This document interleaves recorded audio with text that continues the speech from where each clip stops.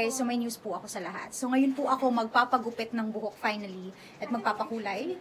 So definitely a new me. Pero nakabahan ako. Kulbaan ko mga promise ako ba joke. So may resulta. Pero anyway, I'll be going to Hair Shaft Robinson's Manila branch. Pero I trust them ha. Yung akin lang.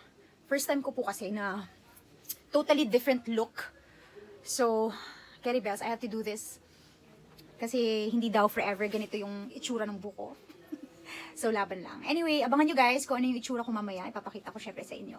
So, wish me luck! Ayan, nakaangkas po ako kasi time check nga pala, 4:20 PM. At may programa pa ako by 9 PM. So, kailangan ko talagang magmadali kaya nakaangkas ako. So, kinakabahan.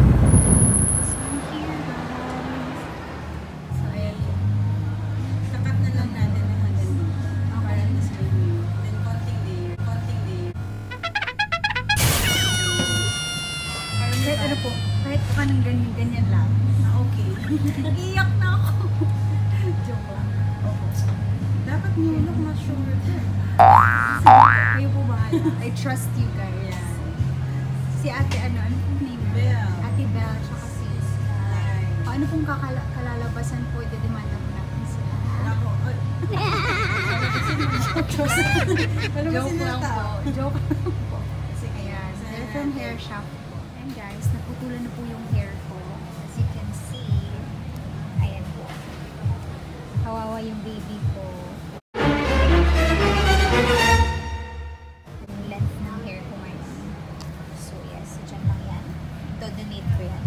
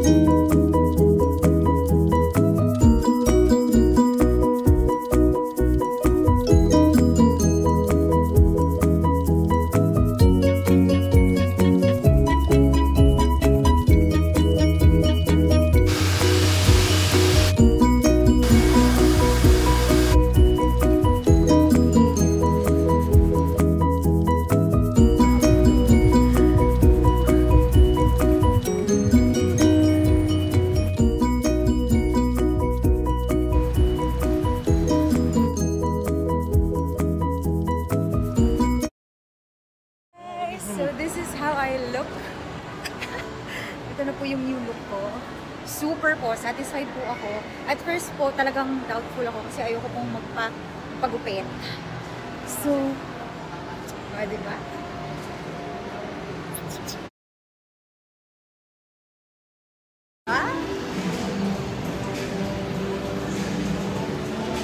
No regrets! Super galing po ng Hair Shaft Manila. Thank you so much, Ate Belle. Siya po yung nag-handle sa akin. Ayan. Tsaka kay Sir Fred po, yung owner ng Hair Shaft. Thank you so much.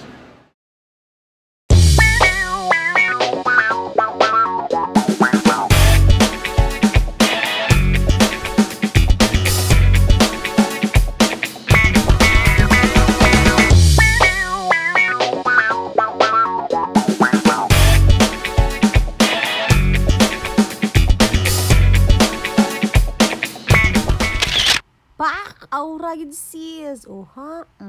Pak.